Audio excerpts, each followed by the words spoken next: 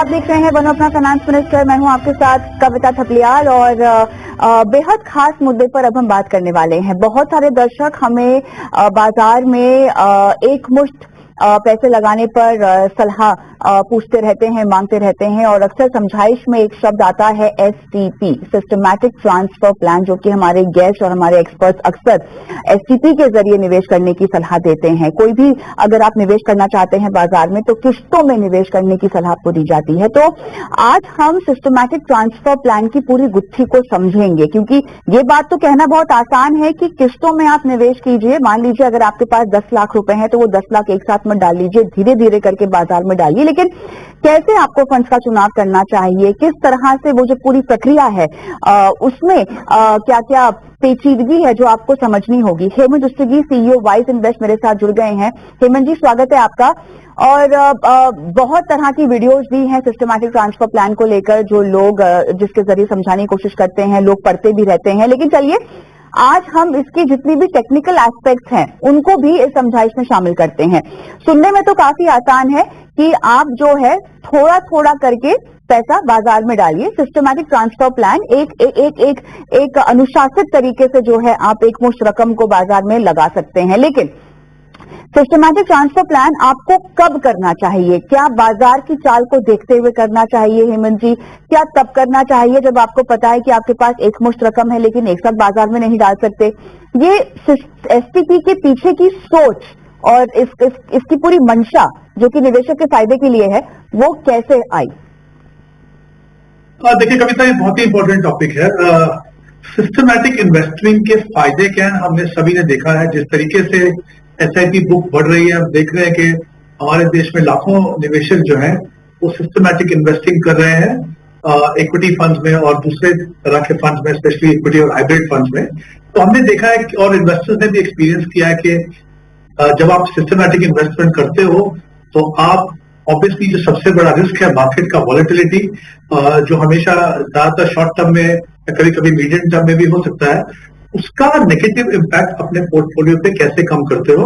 और जब आप डिसिप्लिन तरीके से इन्वेस्ट करते हो तो आपको एक एवरेजिंग का फायदा होता है। तो ये एक प्रूवन है। और एसआईपी के द्वारा कौन इन्वेस्ट करता है? जिन निवेशकों के पास लमसम पैसा नहीं होता, जो चाहते हैं कि ओवर ए लॉन्गर पीरियड एक फिक्स अमाउंट हम हर महीने इन्वेस्ट करके या उस पैसे को हर साल बढ़ा के हम एक बड़ा कॉर्पस बना सके। अब ऐसे निवेशक भी होते हैं जिनके पास एक लमसम पैसा है लेकिन वो नहीं चाहते डिफरेंट कारणों से, जैसा आपने कहा, एक कारण तो ये भी हो सकता है कि वो नहीं चाहते कि पूरा का पूरा पैसा एक पर्टिकुलर मार्केट लेवल पे जाए। और ये सही है मार्केट इक्विटी और इक्विटी लिंक प्रोडक्ट्स के लिए, जैसा या जो हाइब्रिड फंड्स हैं। तो अगर आपके पास एक लमसम पैसा है, आप नहीं चाहते हो कि एक लेवल पे आपका पैसा जाए, तब फिर आप सिस्टमैटिक ट्रांसफर प्लान के द्वारा इन्वेस्ट करते हो। इसका मतलब क्या है? जैसा कि नाम से पता चलता है कि आपका पैसा सिस्टमैटिकली ट्रांसफर होता है। अब एक तो आपके पास ऑप्शन ये होती है कि अपने बैंक में पैसा रख दीजिए, सेविंग बैंक अकाउंट में, वहां से आप एसआईपी कर लीजिए, एक वो तरीका है। दूसरा तरीका ये है कि आपने जो पैसा आपको जो इन्वेस्ट करना है इवेंचुअली जिस फंड में, जिसको हम टारगेट फंड कहते हैं, उसी म्यूचुअल फंड के एक लिक्विड फंड या मनी मार्केट फंड में आप पैसा लगाते हो। पहले ये एस्पेक्ट को मैं समझा देता हूँ, इसका फायदा क्या है। सेविंग बैंक में जो आपको रिटर्न मिलता है और जो लिक्विड फंड में जो रिटर्न मिलता है, वहां पे फर्क है। तो यूजुअली हमने देखा कि वहां पे आपको 1-2% ज्यादा रिटर्न आपको मिलता है। तो एक तो फायदा ये कि आपने बैंक से पैसा निकाला, लिक्विड फंड में डाला, जो काफी सेफ फंड कह सकता हूं, तो आपने कोई रिस्क ज्यादा नहीं लिया। वहां से फिर आप एसटीपी के लिए रजिस्टर करते हो। लेकिन उससे पहले सबसे बड़ा डिसीजन आपको लेना है कि कौन से फंड में आपको पैसा लगाना है। मान लीजिए आपने एक पर्टिकुलर इक्विटी फंड को चुना, तो पहले तो आपने डिसाइड किया एसेट एलोकेशन यानी इक्विटी में जाएगा, फिर आपने फंड चुना, फिर उसी म्यूचुअल फंड के लिक्विड फंड में आपने लमसम पैसा लगाया और एसटीपी के लिए रजिस्टर किया। वहां पे आपको चुनना है कि कौन से फंड से किस फंड में पैसा जाएगा, कौन सी तारीख को जाएगा, कितना पैसा जाएगा, राइट। तो इसमें क्या हुआ कि सिस्टमैटिकली आपने ट्रांसफर किया, सेविंग बैंक से ज्यादा रिटर्न मिला आपको लिक्विड फंड में और सिस्टमैटिकली आपने ट्रांसफर किया। इसका एक और फायदा ये है एज कंपेयर टू कि अगर आपका सेविंग बैंक में पैसा पड़ा हुआ है, कि आपने मान लीजिए डिसाइड किया कि अगले 6 महीने में, अगले 12 महीने में मेरा पैसा 12 किस्तों में जाएगा। यहाँ से बीच में अगर कभी आपको अपॉर्चुनिटी मिली, आपको बड़ा फॉल देखने को मिला, क्योंकि पैसा ऑलरेडी लिक्विड फंड में है, तो उसका भी आप फायदा उठा सकते हो। तो लमसम होते हुए भी अगर आप नहीं चाहते कि ज्यादा रिस्क हो आपके इन्वेस्टमेंट में, मतलब एसटीपी जो है एक तरीके से रिस्क मैनेजमेंट है।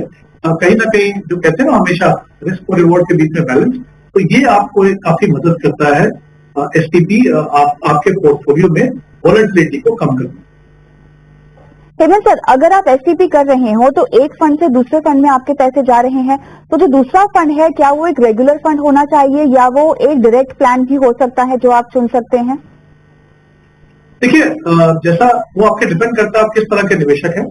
अगर आप कंफर्टेबल हैं, आप कॉन्फिडेंट हैं कि आप ये डिसीजन ले सकते हैं कि कितना पैसा डालना है, किस तरीके से मुझे इन्वेस्ट करना है, तो आप लिक्विड फंड में अगर डायरेक्ट ऑप्शन में पैसा डालते हो तो उसी ऑप्शन से, डायरेक्ट ऑप्शन से ही आपका पैसा जो आपने फंड चुना है, जिसको हम टारगेट फंड कहते हैं, वहां पे आपके पास चला जाएगा। तो क्लियरली वो डिसीजन एज एन इन्वेस्टर आपका है, आप कितने कंफर्टेबल, आप कितने कॉन्फिडेंट है उस डिसीजन को लेकर। तो एक फंड तो होगा हेमंत सर लिक्विड फंड, जिसमें आप अपने सारे पैसे जो है वो जमा करके रखेंगे और उसी फंड में से आपको मैंडेट देना होगा कि आपका पैसा एक टारगेट फंड में जा रहा होगा जिसमें आप निवेश करना चाह रहे होंगे। तो एक तो मुझे ये पूरी टैक्स की प्रक्रिया समझनी होगी, क्योंकि आप मान लीजिए लिक्विड तो आप एक डेट में से इक्विटी में जा रहे हैं। अगर आपने कोई टारगेट फंड चुना है जो कि इक्विटी ओरिएंटेड है, तो एक तो आपका पैसा उसमें जा रहा है, तो किस तरह से इसकी टैक्स का इम्पैक्ट होगा। और दूसरा, टारगेट फंड का चुनाव भी आप कैसे करें, और वो सेम एएमसी का होना चाहिए, वो कोई दूसरी एमसी का फंड नहीं हो सकता, है ना? जी बिल्कुल बिल्कुल, जैसा मैंने कहा पहले, आई थिंक जो दूसरा एस्पेक्ट है वो ज्यादा इंपॉर्टेंट है, क्योंकि अल्टीमेटली टारगेट फंड कौन सा है वो बड़ा डिसीजन है, राइट। सोर्स फंड कौन सा है वो तो बात की बात है। तो अगर आपने, जैसा मैंने पहले भी कहा, कि आपका जो पहला डिसीजन होना चाहिए कि आपके पास मान लीजिए एक्स अमाउंट है, 10 लाख रुपए आपके पास इन्वेस्ट करने के लिए, आपने टाइम होराइजन देख लिया और आपको लगा कि पर्टिकुलर गोल के लिए आपको वो इन्वेस्ट करना है और आप डिसाइड करते हैं कि आप इक्विटी में जा रहे हैं, तो सबसे पहले आपने एसेट एलोकेशन डिसाइड किया, उसके बाद आपने फंड डिसाइड किया। ऑब्वियसली हमारी इंटेंशन हमेशा ये होनी चाहिए कि जिस एसेट क्लास को हमने चुना, ऐसा कौन सा फंड है जो हमें उस एसेट क्लास का बेस्ट पोटेंशियल रियलाइज करके दे। और साथ ही स्पेशली अगर हम इक्विटी फंड की जब बात करते हैं तो बहुत ही इंपॉर्टेंट है कि हमारा तीनों जो सेगमेंट है मार्केट के, large cap, mid cap, small cap, उसमें एलोकेशन कैसा हो, तो उसके हिसाब से आप कैटेगरी चुनते हैं। कैटेगरी के बाद आप फंड चुनते हैं। एक बार जब आपने फंड चुना, और जैसा आपने बिल्कुल सही कहा कि एसटीपी का मतलब है कि उसी म्यूचुअल फंड में लिक्विड फंड भी होना चाहिए, उसी म्यूचुअल फंड में टारगेट फंड भी होना चाहिए, तभी ये एसटीपी वहां से काम करेगा, नहीं तो आपको रिडम्पशन करके फिर वहां से पैसा लगाना पड़ेगा। तो ये इंपॉर्टेंट हो गया। दूसरा, आपने टैक्सेशन की बात की। देखिए, दो तरीके हैं जब मैं एसटीपी से इन्वेस्ट करता हूं। मैं किस लिए कर रहा हूं एसटीपी से इन्वेस्टमेंट, कि मुझे वॉलेटिलिटी का इम्पैक्ट अपनी इन्वेस्टमेंट पे कम करना है। मुझे लगता है कि ये जो लमसम पैसा है मैं एक लेवल पे ना लगाऊं, मैं चाहता हूं कि रेगुलरली ये जाए ताकि मुझे एवरेजिंग का फायदा हो। तो जाहिर सी बात है कि जहां पे मेरा लमसम पैसा है वो ऐसे फंड कैटेगरी में होना चाहिए जहां पे वॉलेटिलिटी ना हो, अदरवाइज उसका पर्पज ही डिफीट हो जाएगा। इसलिए जैसे मैंने कहा, मनी मार्केट फंड हो गए या फिर लिक्विड फंड हो गए, इस तरह के फंड में, जैसा मैंने पहले भी कहा कि इन फंड्स में यूजुअली आप जो सेविंग बैंक है उससे बेहतर रिटर्न पा सकते हैं। टैक्सेशन का जहां तक सवाल है, जैसे सेविंग बैंक में होता है कि जो भी आपको इंटरेस्ट मिला वो आपकी इनकम में ऐड होगा, वैसे ही लिक्विड फंड में जो भी आपको रिटर्न मिलेगा वो आपकी इनकम में ऐड होगा। तो एक तरीके से हम कह सकते हैं कि वो शॉर्ट टर्म कैपिटल गेन होगा, जो आपकी एप्लीकेबल टैक्स रेट है उसके हिसाब से टैक्सेशन। ये जो पैसा जब निकलेगा वो इक्विटी फंड में जाएगा। ऑब्वियसली हर इंस्टॉलमेंट जो जाएगी इक्विटी फंड या किसी भी हाइब्रिड फंड में, डिपेंडिंग ऑन क्या टैक्सेशन है, तो उस दिन से आपका जो टैक्सेशन मान लीजिए 1 साल के बाद है, तो हर इंस्टॉलमेंट को 1 साल कंप्लीट करना होगा लॉन्ग टर्म कैपिटल गेन का बेनिफिट। ठीक है, एक आखिरी सवाल और उसके बाद हम दर्शकों के सवालों की ओर बढ़ेंगे। सुवर्णा टिक्कम दर्शक हमारी जुड़ भी गई हैं, लेकिन तो सवाल मुझे आपसे पूछना है, एसटीपी के लिए कितने टारगेट फंड आपके हो सकते हैं? क्योंकि जितने ज्यादा फंड होंगे उतने, मान लीजिए अगर अलग अलग फंड हाउसेस के हैं तो उतनी अलग अलग लिक्विड फंड भी आपको जो है वो खोलने पड़ेंगे, शुरू करने पड़ेंगे। तो अमूमन कितने एसटीपी के लिए टारगेट फंड होने चाहिए आपके पास? देखिए कविता, अगेन ये डिपेंड करता है आपकी अपनी सिचुएशन पे और आपके किस पोर्टफोलियो में कितने फंड शामिल हैं। जैसे आपने पहले बात की, जब आप एसेट एलोकेशन की बात करते हो, कहीं ना कहीं उस इन्वेस्टमेंट को किसी गोल से अलाइन करते हो। उस गोल में मान लीजिए ऑलरेडी 1 या 2 या 3 फंड हैं, तो ऑब्वियसली आप चाहते हो कि तीनों फंड में हो, तो 3 फंड हो सकते हैं। अगर आपको एक पर्टिकुलर फंड चुना है आपने, तो 1 फंड भी हो सकता है। आई थिंक वो सेकेंडरी है। आप किस गोल से उसको अलाइन करते हो वहां पे कितने फंड है, उनमें से कितने फंड के अंदर आप इन्वेस्ट करना चाहोगे, तो वो क्लियरली उसके ऊपर डिपेंड करें। और राइट, चलिए एसटीपी को लेकर हमने तमाम मुद्दों पर बात कर ली है, लेकिन हेमंत जी अभी फिलहाल रुक करते हैं दर्शकों के सवालों की ओर, और हमारे साथ पहली दर्शक भी जो है वो जुड़ गई हैं, सुवर्णा टिक्कम, जो अपना सवाल हमसे पूछना चाहती हैं और इन्होंने बहुत सारे फंड्स में निवेश भी करके रखा हुआ है। नमस्कार, क्या हालचाल आपका? I am fine madam. बहुत बहुत धन्यवाद, I'm आपने समय निकाला और अपना सवाल हमें लिख कर दिया, हम पर भरोसा किया, हम आपकी फाइनेंशियल प्लानिंग करवाएं। बताइए, 48,000 की आप एसआईपी कर रही हैं और अगले 10 साल तक आपको करनी है। पिछले 2 साल से आप एसआईपी कर रही हैं, है ना? हाँ, एक्चुअली क्या पहले भी था मेरा पोर्टफोलियो, लेकिन फिर रूम लिया था तो मुझे वो रिडम्पशन करना पड़ा था। तो अभी मैंने वापस लास्ट 2 साल से वापस स्टार्ट किया है। अच्छा, लेकिन अभी क्या मेरा एज ऑलरेडी 48 है, तो हार्डली अभी मेरे हाथ में 10 साल ही अर्निंग पीरियड है। हाँ हाँ। तो मैं मैक्सिमम 10 ईयर्स की एसआईपी कर सकती हूँ। तो अभी तो मेरा 48,000 का एसआईपी चल रहा है, और भी मुझे एडिशनल मतलब 5,000 कर सकती हूँ। Okay okay. तो यही फंड कंटिन्यू करना है, इसमें कुछ ऐड करना है या इसमें से और कोई नया ये करना है, सिर्फ वो रिव्यू करना था। बताते हैं आपको सुवर्णा, लेकिन उससे पहले जो मुझे आपसे जानना है वो ये है कि आपने ये जो 10 साल का और लक्ष्य रखा है, कॉर्पस आप क्या इकट्ठा करना चाहती हैं? देन मैम मैं मतलब मेरा ऐसा गोल नहीं कि मुझे ये अमाउंट ये करना है। मैं ये देख रही कि मेरे अर्निंग में से मैं मैक्सिमम कितना इन्वेस्ट कर पा रही हूँ और उससे क्या कितना होगा वो देखना है मुझे। तो हम इसलिए ये सवाल पूछ रहे हैं क्योंकि आपने कहा कि आप 10 साल और हैं, फिर बाद में रिटायरमेंट की ओर आप बढ़ जाएंगी, तो क्या रिटायरमेंट का जो कॉर्पस है, जो आपको पैसे लगेंगे, आपके हर महीने की जो आपकी रकम होगी, क्या वो इसी पोर्टफोलियो में से आएगी सुवर्णा? नहीं, मतलब मेरे पास और पैसे है, मतलब अर्निंग थोड़ा, मतलब एक तो पेंशन रहे आफ्टर रिटायरमेंट, एंड मेरा सेकंड होम है, उससे रेंट भी आएगा। तो आपकी एक इनकम फ्लो है, इसके ऊपर डिपेंड नहीं हूँ मैं। तो आपका जो खर्चा है जी, तो आपका खर्चा सैलरी इनकम मेरा, हाँ सैलरी इनकम, हाँ अभी और 10 साल ही रहेगा बस। ठीक है, ठीक है, समझ गए। तो चलिए, एक कॉर्पस आपको इकट्ठा करना है, उसको लेकर जानकारी आपने दी है, फंड्स के नाम भी आपने दिए हैं, और 10,000 रुपीज की आप एसआईपी शुरू कर सकती हैं। हेमंत जी बताइए। देखिए कविता, पहले हम बात करते हैं, जैसा उन्होंने कहा कि 2 साल से शायद वो इन्वेस्टमेंट उससे शुरू कर चुके हैं, 10 साल इनके पास है। इतना लंबे समय के लिए ऑब्वियसली इक्विटी फंड में इन्वेस्ट करना एक सही स्ट्रैटेजी है। अच्छी बात यह है कि आप सिस्टमैटिकली इन्वेस्ट कर रहे हो, तो जो वॉलेटिलिटी का रिस्क है उसका काफी इम्पैक्ट आपके पोर्टफोलियो में शॉर्ट टर्म में काफी कम हो जाता है। तो I think in terms of strategy बिल्कुल सही है। हालांकि उन्होंने कहा कि इनके पास कोई टारगेट नहीं है, बट मुझे लगता है अगर ये 10 साल तक अपना प्रोसेस अगर कंटिन्यू करें 48,000 का, और क्योंकि अभी 10,000 रुपए और इन्वेस्ट करना चाहते हैं, तो मुझे लगता है करीब करीब 1.6 करोड़ या 1.7 करोड़ तक इनका कॉर्पस जो है वो बन पाएगा। इनके पास 48,000 के लिए भी 8 फंड्स है, तो मुझे लगता है थोड़ा सा स्कोप है इस पोर्टफोलियो को थोड़ा कंसोलिडेट करने के लिए, क्योंकि पोर्टफोलियो में इक्विटी होना तो जरूरी है ही एज एसेट क्लास।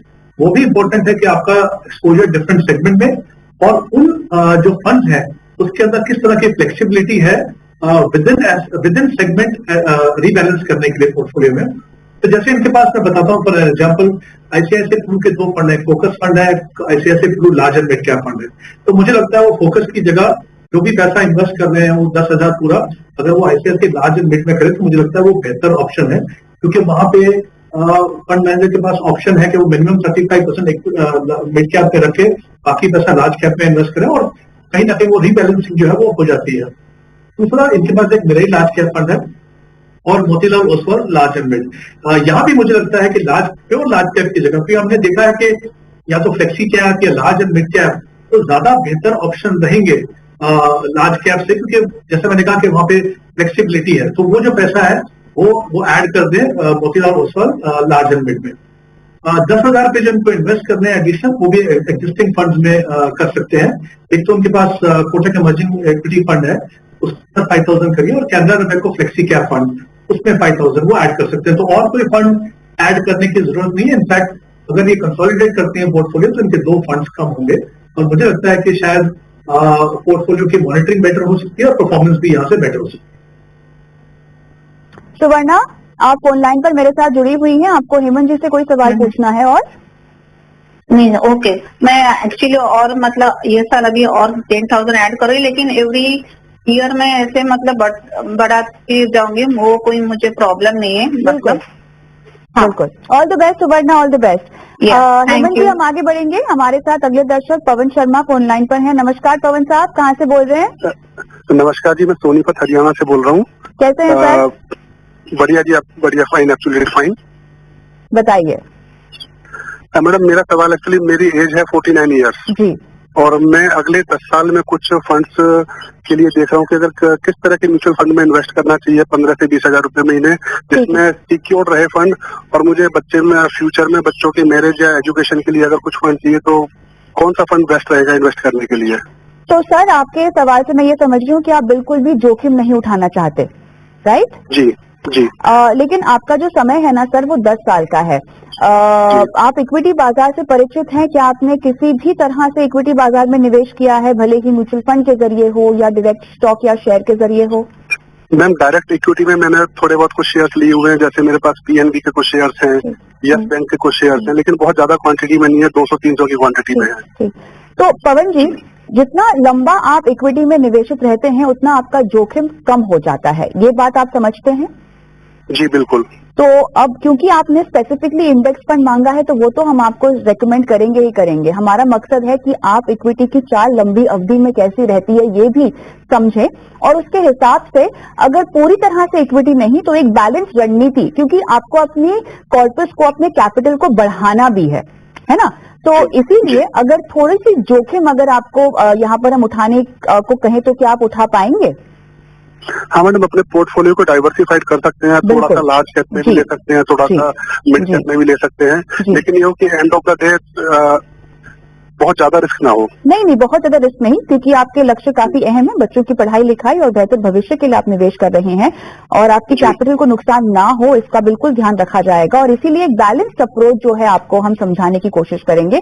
हेमंत जी बताइए, पवन जो कि बहुत जोखिम नहीं उठाना चाहते लेकिन इनके पास समय काफी पर्याप्त है 10 साल का, और लक्ष्य काफी अहम जो कि हर माता पिता के होते हैं, बच्चों की पढ़ाई लिखाई और बेहतर भविष्य, है ना? अब कम जोखिम उठाते हुए हम उनको किस तरह की रणनीति सुझा पाएंगे हेमंत जी? कविता, मैं पहले चाहूंगा कि जो उन्होंने रिस्क एस्पेक्ट की बात की, मैं उसको थोड़ा सा एक्सप्लेन करना चाहता हूँ। देखिए, दो इंपॉर्टेंट चीजें हैं जब हम पैसा इन्वेस्ट करते हैं। तो एक रिस्क होता है हमारी कैपिटल कम ना हो, जिसका डर हम हमेशा होता है। दूसरा रिस्क जो ज्यादातर हम इग्नोर कर जाते हैं वो है इन्फ्लेशन का रिस्क, यानी महंगाई का रिस्क। अब इनकी अगर हम गोल्स की बात करें, इन्होंने कहा कि बच्चों की पढ़ाई के लिए पैसा चाहिए, राइट? एजुकेशन का इन्फ्लेशन हमारे देश में नॉर्मल इन्फ्लेशन से भी ज्यादा है। तो हम ये ना भूलें कि जब हम बच्चों की पढ़ाई के लिए कॉर्पस क्रिएट करना चाहते हैं तो वहां पे महंगाई दर का इम्पैक्ट सीधा वहां पे हो रहा है, यानी लागत जो है वो हर साल बढ़ती जाएगी। आपने अगर पोर्टफोलियो को बहुत ज्यादा कंजर्वेटिव बना लिया तो आप उससे मैचअप नहीं कर पाएंगे, आपके पास हमेशा गैप रहेगा। तो इसके लिए इंपॉर्टेंट है कि आप अपने पोर्टफोलियो को ऐसा बनाएं कि इन्फ्लेशन से बेटर आपको रिटर्न मिले, ताकि जो भी लागत जो बढ़ रही है, कॉस्ट जो बढ़ रही है, वहां तक आप पहुंच पाए। तो आई थिंक रिस्क जो है उसको एक प्रॉपर पर्सपेक्टिव में बहुत जरूरी है पवन जी डालने के लिए। दूसरा, इक्विटी की अगर हम बात करते हैं तो इक्विटी रिस्की है एज एन एसेट क्लास, क्योंकि वो वॉलेटाइल है। लेकिन चूंकि आपके पास मान लीजिए 10-15 साल का समय है, अगर मान लीजिए, तो आप सिस्टमैटिकली अगर आप इन्वेस्ट करते हो 10 साल में, तो उसका जो काफी इम्पैक्ट है वो एक हद तक कम हो जाता है, क्योंकि आप एक डिसिप्लिन तरीके से इन्वेस्ट कर रहे हो। तो मुझे लगता है कि आपको थोड़ा सा इसमें पुनर्विचार करना चाहिए।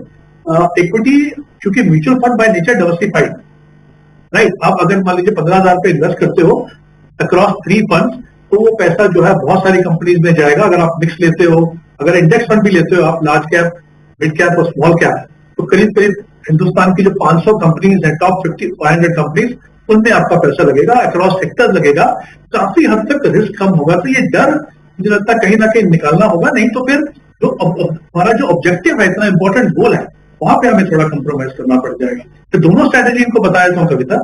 विद इन इक्विटी, जैसे उन्होंने कहा इंडेक्स फंड, तो वो बता देता हूँ। 3 फंड ये देख सकते हैं इक्विटी के अंदर, फिर मैं बैलेंस के ऊपर भी आ जाऊंगा। क्योंकि 15,000 रुपए इनको इन्वेस्ट करने, तो मैं चाहता हूँ कि 7,000 रुपीज जो है वो HDFC निफ्टी 50 इक्वल वेट में जाए। इक्वल वेट का फायदा यह है कि सारे के सारे स्टॉक्स में इक्वल प्रोपोर्शन में एक्सपोजर रहता है, तो वहां पे भी थोड़ी और वॉलेटिलिटी जो है काफी कम हो जाती है। मिड कैप स्मॉल कैप भी होना जरूरी है सही प्रोपोर्शन में। तो 5000 जो है वो इन्वेस्ट कर सकते हैं Nippon India Nifty 150 small cap mid cap fund, जिसमें आप 5000 इन्वेस्ट कर सकते हो। और ICICI Pru small cap 250 index fund, उसमें आप 3000 इन्वेस्ट कर सकते हो। ये तो है इंडेक्स फंड की स्ट्रेटेजी। अगर इनको लगता है कि पूरा पैसा इक्विटी में नहीं लगाना है तो फिर हाइब्रिड फंड एक काफी अच्छी ऑप्शन हो सकती है। उसमें भी ये मिक्स ले सकते हैं, एग्रेसिव हाइब्रिड और बैलेंस एडवांटेज। तो 2-3 फंड में इनको बताया तो मिक्स करके जैसे ICICI Pru equity and debt ले लें 7000 रुपीज, 5000 रुपीज जो है कोटेड बैलेंस एडवांटेज में डाल सकते हैं। और जो बाकी 3000 है, डिपेंडिंग ऑन थोड़ा सा अगर ज्यादा रिस्क लेना चाहें तो एक और इक्विटी एंड हाइब्रिड ले सकते हैं अपने पोर्टफोलियो में। मुझे लगता है अभी भी मेरा ये मानना है कि इंडेक्स फंड इक्विटी जो है वो बेटर ऑप्शन रहेगी लंबे समय के लिए इन्वेस्ट करने के लिए, ताकि अपने लक्ष्य तक पहुंच पाए। चलिए, मेरे ख्याल से काफी विस्तार से यहाँ पे रणनीति सुझा दी है, लेकिन हमारे पास समय समाप्त हो चुका है। और भी सवाल लेने थे, लेकिन आज के लिए इतना ही। हेमंत जी, आपका बहुत बहुत धन्यवाद, आपने समय निकाला और दर्शकों की फाइनेंशियल प्लानिंग की आज। और मुझे भी इजाजत दे, और जाते जाते बस यही बोलना चाहेंगे दर्शकों को कि अपने सवाल आप हम तक लगातार पहुंचाते रहें, व्हाट्सएप करें अपने सवाल, यूट्यूब पर अपने सवाल भेजें, और साथ ही 28 अक्टूबर को सुबह 10 बजे से लगातार ET Now स्वदेश देखते रहिए। टीवी पर देखिए, यूट्यूब पर देखिए, क्योंकि हम लेकर आ रहे हैं म्यूचुअल फंड महाकुंभ।